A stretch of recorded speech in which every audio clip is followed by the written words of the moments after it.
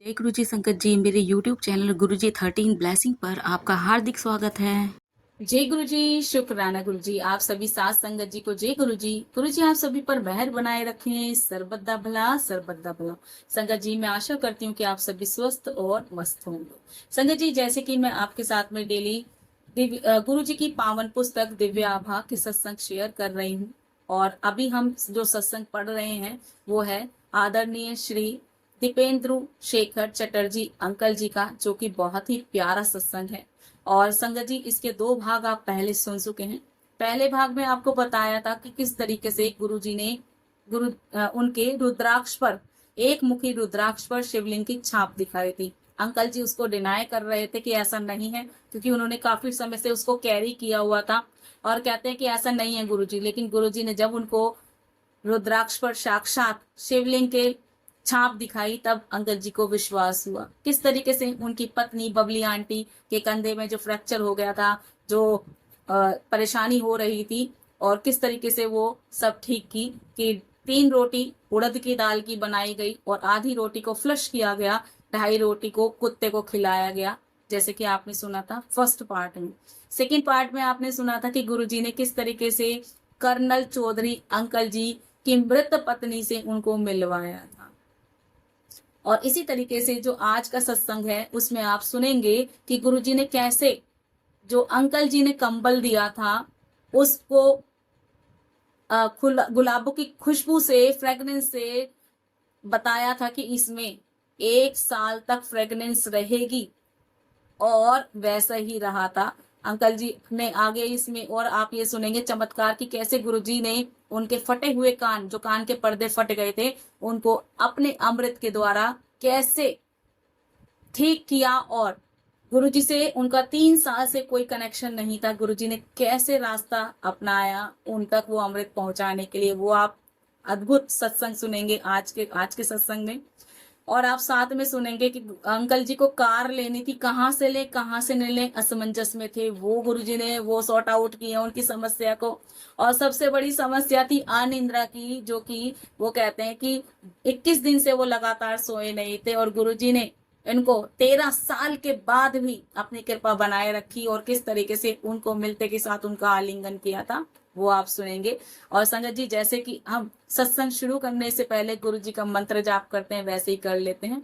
ओम नमः शिवाय शिव जी सदा सहाय, ओम नमः शिवाय गुरु जी सदा सहाय, ओम नमः शिवाय शिव जी सदा सहाय, ओम नमः शिवाय गुरु जी सदा सहाय। जय गुरु जी, शुक्राना गुरु जी, जय जय गुरु जी।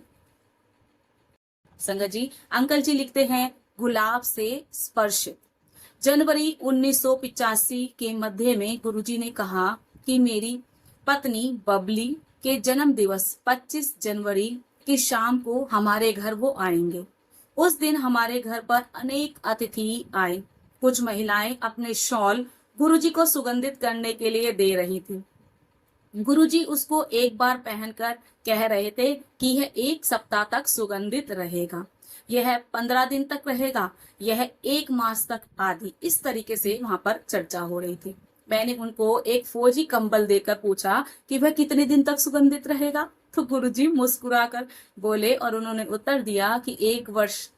और वैसा ही हुआ। ये अंकल जी कहते हैं कि एक बार क्या हुआ, आंटी जी उनकी वाइफ जो है बबली आंटी, उनके बर्थडे पर गुरुजी ने कहा, 25 जनवरी को उनका बर्थडे था, 1985 की बात करते हैं, कि आंटी के बर्थडे पर गुरुजी अंकल जी के घर जाएंगे। जब गुरुजी निश्चित समय पर पहुंच गए घर पर, तो वहां पर और अन्य स्त्रियां भी थी, और गुरुजी जाए और वहां संगत न जुड़े हो ही नहीं सकता।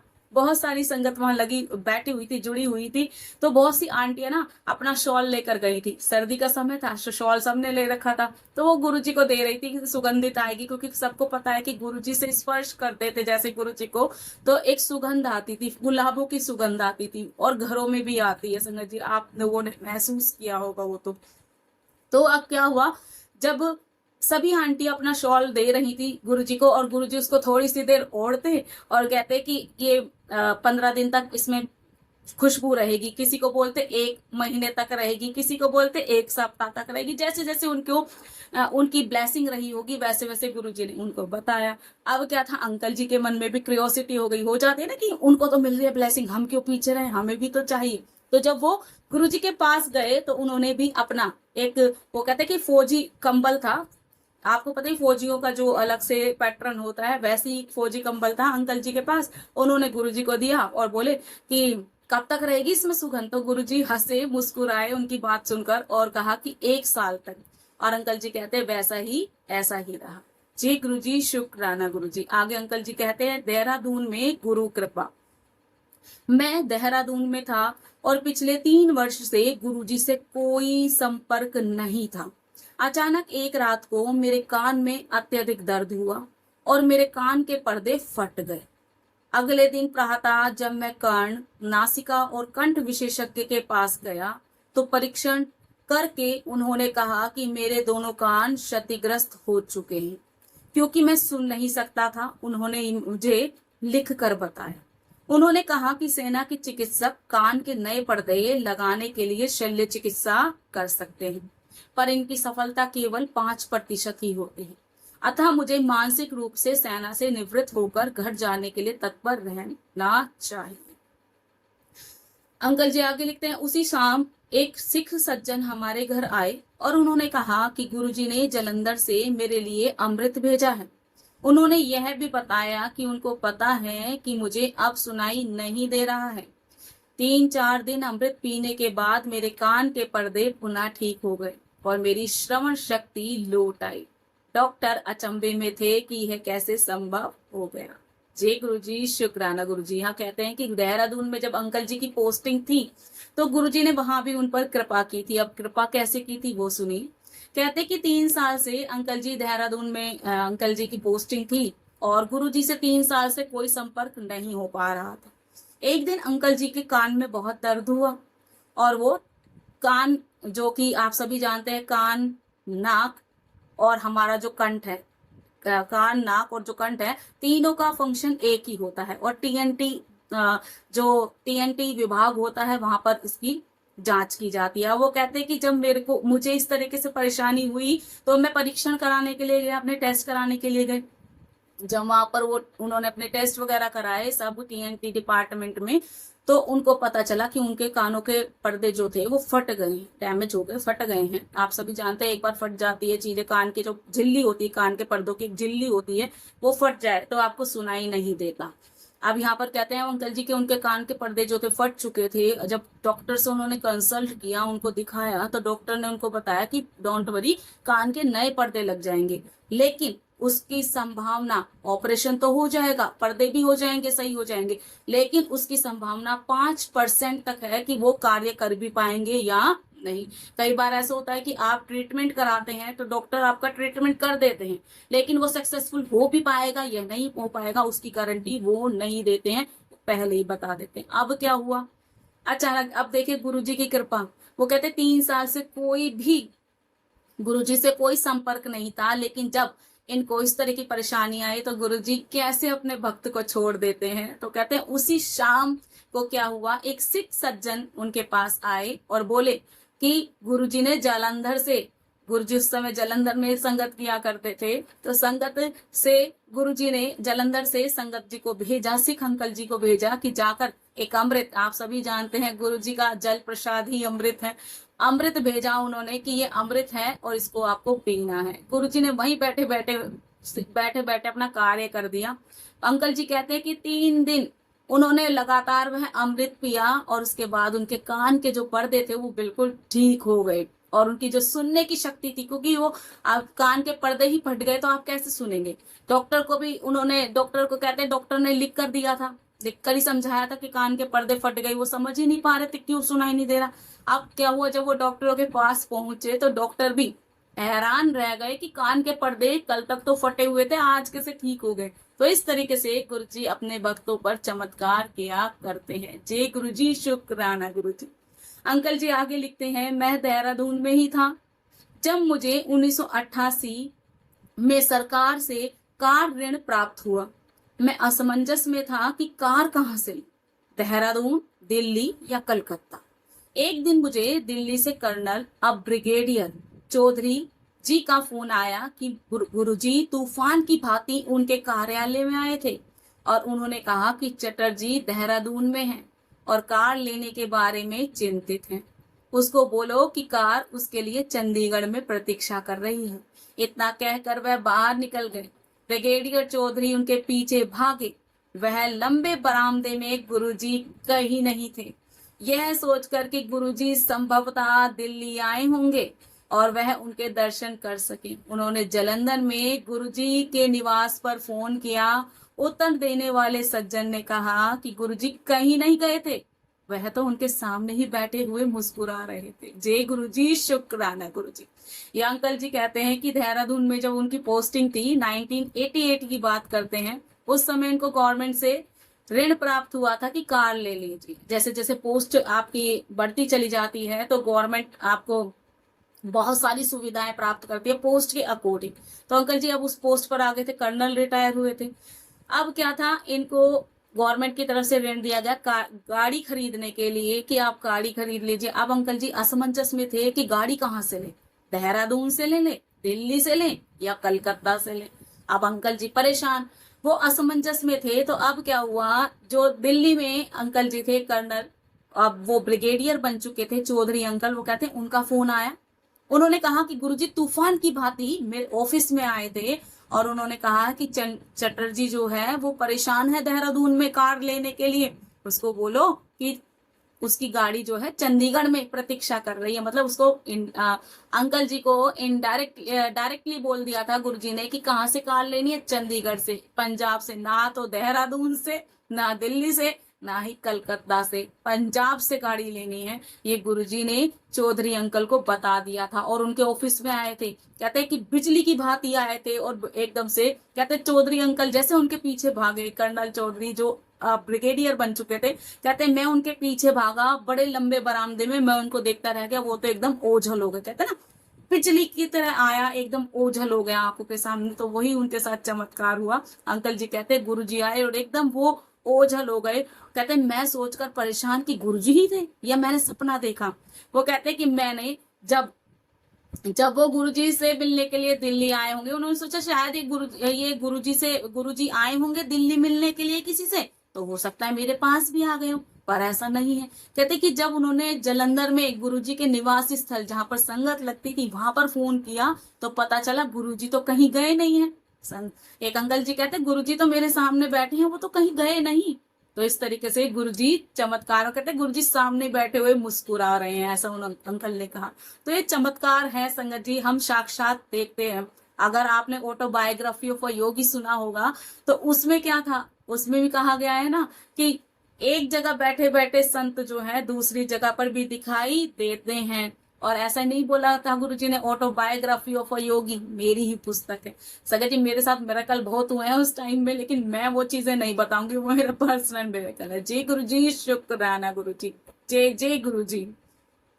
आगे कहते हैं मैंने चंडीगढ़ से ही कार ली जैसे गुरुजी ने कहा था। तो गुरुजी की कह सकते हैं गुरुजी की आज्ञा शिरोधाई है सभी संतों के लिए, सॉरी संतों की संगत के लिए।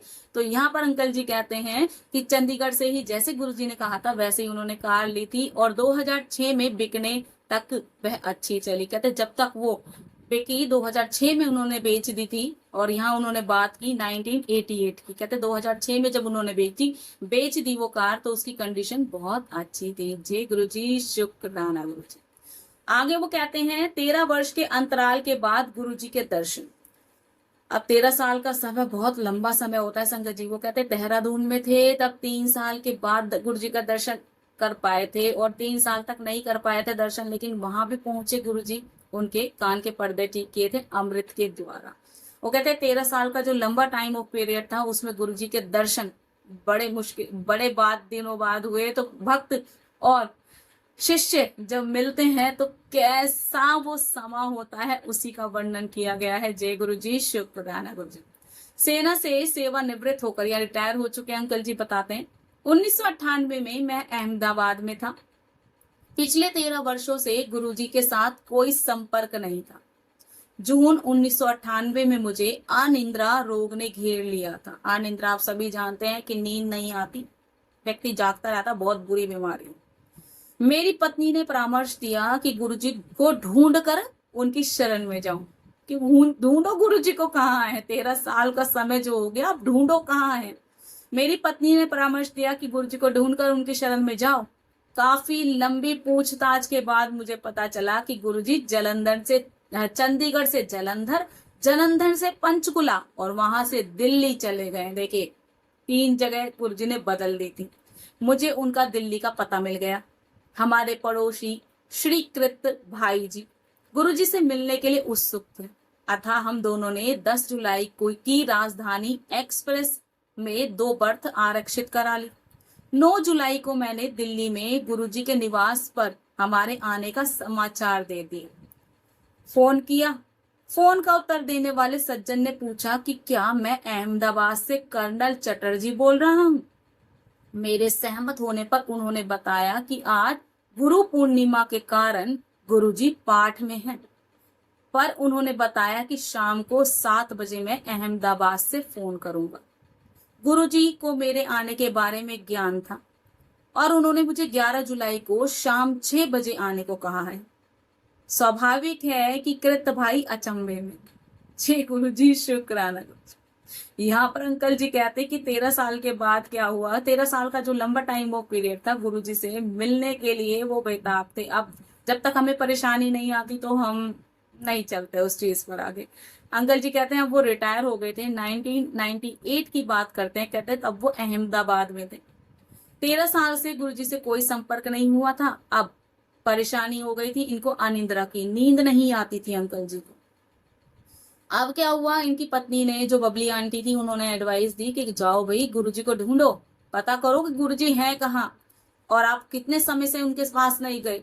तो अब अंकल जी ने पूछताछ करनी शुरू कर दी कि गुरुजी कहाँ हैं। गुरुजी चंडीगढ़ थे पहले, चंडीगढ़ से वो जलंधर गए, जलंधर संगत किया करते थे, फिर वो जलंधर से पंचकुला शिफ्ट हुए, वहां संगत की, फिर वो पंचकुला से दिल्ली आ गए। अंकल जी कहते हैं जब मुझे पता चल गया कि दिल्ली आ गए हैं, अब गुरुजी के दिल्ली में ही निवास कर रहे हैं, तो कहते हैं मुझे दिल्ली का पता मिल गया। अब क्या था, इनके ही पड़ोसी थे अहमदाबाद में, अंकल जी के कोई पड़ोसी थे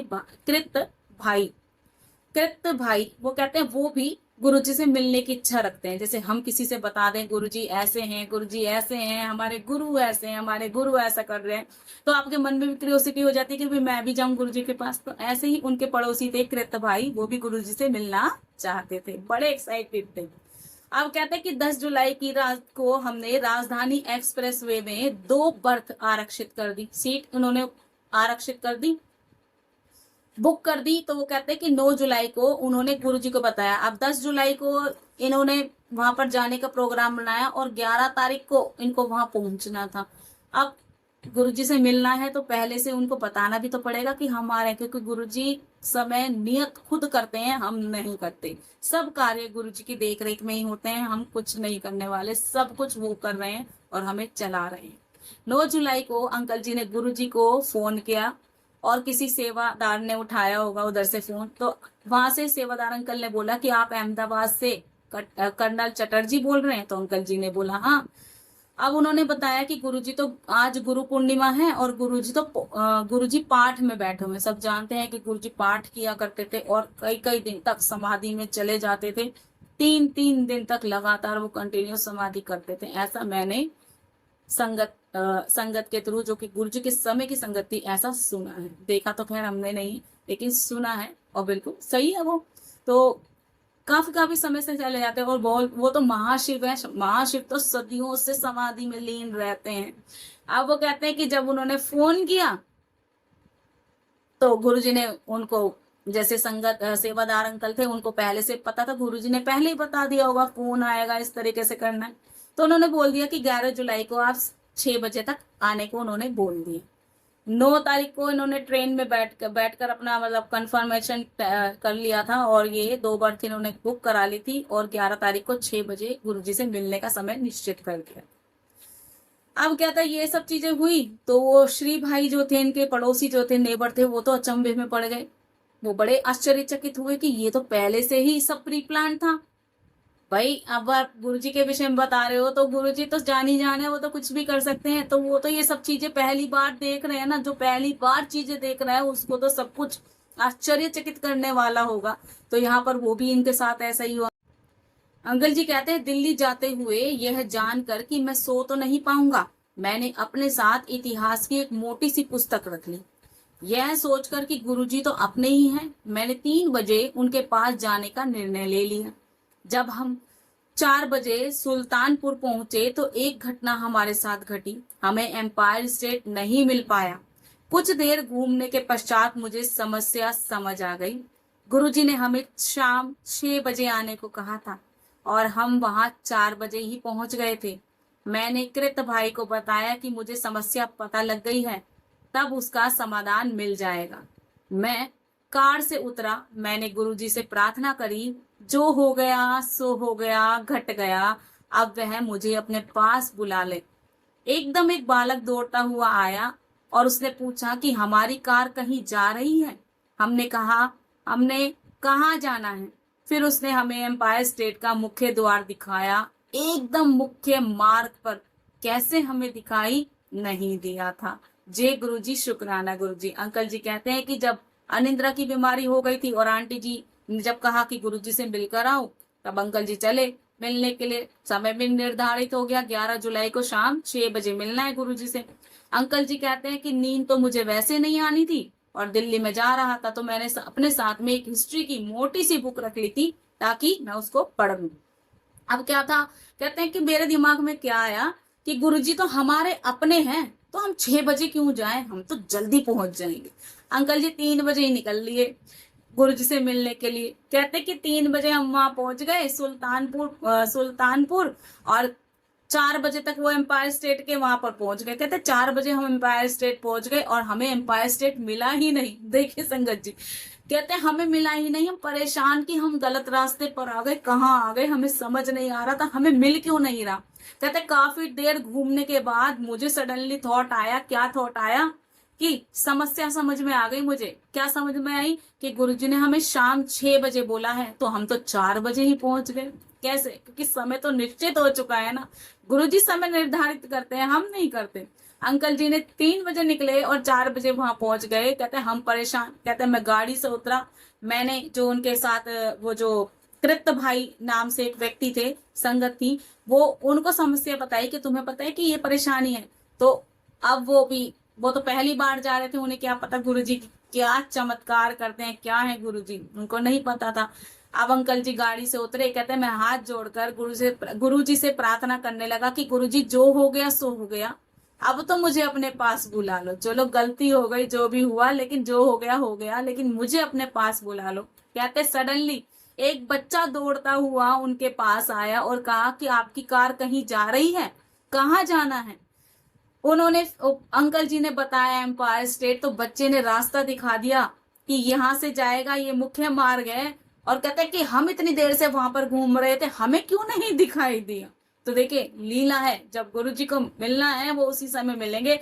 चाहे आप घर से 1 बजे निकलो, अगर 6 बजे का समय है तो 6 बजे ही पहुंचोगे वहां पर। और अभी भी ऐसा होता है संगत जी, हम अगर डिसाइड कर लें गुरुजी हम तो 10 बजे निकल रहे हैं घर से, लेकिन करते करते, क्योंकि गुरुजी को जब दर्शन देने हैं, गुरुजी को जब ब्लेसिंग देनी है, वो उसी टाइम पर आपको बड़े मंदिर बुलाएंगे। और ये सब के साथ है। ऐसे एक आंटी जी का पहले सत्संग सुना था, वो कहते हैं कि हम जब गुरुजी ने डे डिसाइड कर दिए थे, तो हम वो 2 दिन करने के लिए, क्योंकि उनको 3 दिन डिसाइड किए गए थे, अल्टरनेटिव डेज रखे गए थे। तो आंटी जी कहती है उन अल्टरनेटिव डेज को पूरा करने के लिए हम लास्ट वाले दिन क्या थे, जल्दी पहुंच जाते थे। गुरुजी ने 7 बजे का टाइम दिया था, आंटी 5 बजे पहुंच जाती थी। तो गुरुजी ने बोला कि अगली बार से 7 बजे आना है।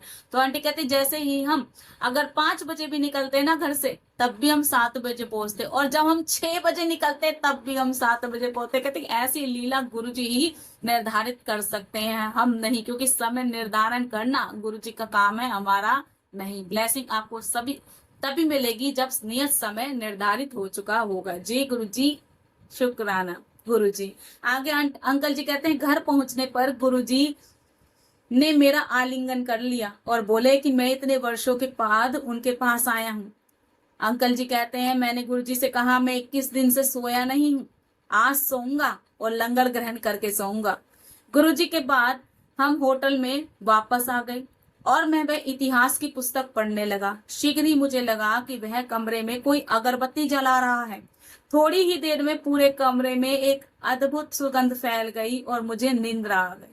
अगले दिन मैं गुरुजी के पास आया, उनके पैर दबाते हुए मैंने कहा, गुरुजी आपके चारों ओर तीव्र सुगंध आती रहती है, अब वह बहुत ही हल्की है। गुरुजी बोले कि पिछले दिन जब तुझे सुलाने के लिए आया था तो क्या मैंने उसका आनंद नहीं लिया था? मेरा अनिद्रा रोग हमेशा के लिए समाप्त हो गया था। उसके बाद नवंबर 1999 में जब मैं अहमदाबाद से उनसे मिलने दिल्ली आया था तो उन्होंने कहा कि मैं उनके पास आ जाऊंगा। सीमेंस में अपने हस्ताक्षर से साक्षात्कार से एक दिन पहले मैं गुरुजी से मिला और उनको इसका समाचार दिया। वह बोले कि मेरा चयन हो चुका है और उन्होंने मेरी आय भी बता दी। मुझे उतना ही प्राप्त हुआ। जय गुरुजी, शुक्राना गुरुजी। अब अंकल जी कहते हैं कि इतने दिन के बाद गुरुजी से जब प्रार्थना की, गुरुजी अब तो बुला लो, जो हो गया हो गया, तो गुरुजी ने उनकी प्रार्थना तुरंत सुन ली और एक बच्चा भागता हुआ आया, उनको एम्पायर स्टेट का रास्ता बताया, मार्ग बताया कि यहाँ से जाओ आप। अंकल जी वैसे गए तो कहते हैं गुरुजी से जैसे मिले ना, गुरुजी ने उनको हग कर लिया टाइट और ऐसा आलिंगन किया और कहते हैं कि बहुत दिन के बाद आए हो। तो अंकल जी ने बताया कि गुरुजी मुझे तो 21 दिन से मैं सोया नहीं हूँ, मुझे अनिद्रा की बीमारी हो गई, आज सोऊंगा मैं। तो गुरुजी बोले लंगर करने के बाद सोना। कहते हैं जब हम लंगर करने के बाद होटल में पहुंचे तो मैं अपनी बुक पढ़ने लगा। जैसे आपको बताया कि उनको अनिद्रा की बीमारी हो गई थी, नींद नहीं आती उसमें। अंकल जी अपनी बुक, जो कि हिस्ट्री की बुक लेकर आए थे अपने साथ पढ़ने के लिए, कहते हैं कि मैं उसको खोल के बैठ गया। अचानक मुझे फील हुआ कि पूरे रूम में जैसे कोई अगरबत्ती चला रहा है वैसी सुगंध आने लगी और वो सुगंध इतनी तेज थी, बहुत ज्यादा फ्रेग्रेंस थी। आगे कहते हैं कि नेक्स्ट डे जब हम गुरुजी से मिलने के लिए पहुंचे और मैं उनके चरण कमल दबा रहा था तो मैंने गुरुजी से कहा कि गुरुजी आपके चारों तरफ तो बहुत खुशबू आती थी, बहुत फ्रेग्रेंस आती थी, आजकल वो हल्की हो गई है, हल्की फ्रेग्रेंस आ रही है। तब गुरुजी बोले कि रात को तो मैं तुम्हारे पास गया था और जब तुम्हें फ्रेग्रेंस नहीं आई, क्या उस फ्रेग्रेंस का तुमने आनंद नहीं लिया? तो वो कहते हैं मैं जब समझ पाया उस दिन के बाद से मुझे कभी अनिद्रा का रोग हुआ ही नहीं, वो हमेशा के लिए समाप्त हो गया, क्योंकि गुरुजी सुला कर आए थे अंकल जी को। जय गुरुजी, शुक्राना। अंकल जी आगे लिखते हैं, उसके बाद नवंबर 1999 में जब मैं अहमदाबाद से उनसे मिलने दिल्ली आया था तो उन्होंने कहा कि मैं उनके पास आ जाऊंगा। सीमेंस में अपने साक्षात्कार से एक दिन पहले मैं गुरुजी से मिला और उनको इसका समाचार दिया। वह बोले मेरा चयन हो चुका है और उन्होंने मेरी आय भी बता दी। मुझे उतना ही प्राप्त हुआ। यहाँ अंकल जी कहते हैं कि अब 13 साल के बाद जब मिले थे गुरुजी से तो किस तरीके से गुरुजी ने उनकी अनिद्रा की बीमारी खत्म की। और अब वो कहते हैं कि 1999 में जब वो कहते हैं कि अहमदाबाद से उनसे मिलने के लिए फिर आया, दिल्ली आया, तो गुरुजी ने बोला कि मैं उनके पास ही आ जाऊंगा, मतलब दिल्ली में उनका कहीं ना कहीं कार्य मिल जाएगा। वो कहते हैं कि मैंने सीमेंस जो कि एक कंपनी थी वहां पर इंटरव्यू दिया था। तो एक दिन मैं गुरुजी से मिला तो एक दिन पहले क्या हुआ, इंटरव्यू देने से पहले जब ये गुरुजी से मिले तो गुरुजी ने उनको पहले ही बता दिया था कि सीमेंस में तुम्हारा काम हो जाएगा, तुम्हें वहां जॉब मिल जाएगी। और वैसा ही हुआ। कहते हैं मेरा साक्षात्कार हुआ, इंटरव्यू हुआ और मेरा चयन भी हो गया और जो गुरुजी ने मुझे एक्सपेक्टेड जो आय बताई थी, सैलरी बताई थी, वैसे ही उनको प्राप्त हुई थी। जय गुरु जी, शुक्राना गुरु जी। और संगत जी ये सत्संग ना बहुत बड़ा है, मैं इसका 4th पार्ट भी बनाऊंगी जिसमें आप सुनेंगे कि किस तरीके से गुरु जी ने मेनका गांधी जी को हवा से डमरू प्रकट कर दिया था और उस डमरू को जब तोड़ा तो उसमें से प्रसाद निकला था। वो प्रसाद गुरुजी ने मेनका गांधी आंटी जी को दिया था और अन्य संगत को दिया था और ये कहा था कि इस प्रसाद को कभी भी फ्रिज में नहीं रखना है, क्योंकि फ्रिज में रखना नहीं, खराब हो जाएगा, लेकिन इसको फ्रिज से बाहर रखोगे तब भी ये खराब नहीं होगा। तो एक तरीके से कह सकते हैं कि गुरुजी किस तरीके से करते थे, फ्रिज में खराब हो जाएगा और बाहर खराब नहीं होगा। ये तो गुरुजी की लीला। ये संगत जी वो सत्संग आप कल सुनेंगे, इसका आगे का 4th पार्ट। और आज मैं अपनी वाणी को यही विराम दूंगी। जय गुरुजी, शुक्राना गुरुजी, जय जय गुरुजी।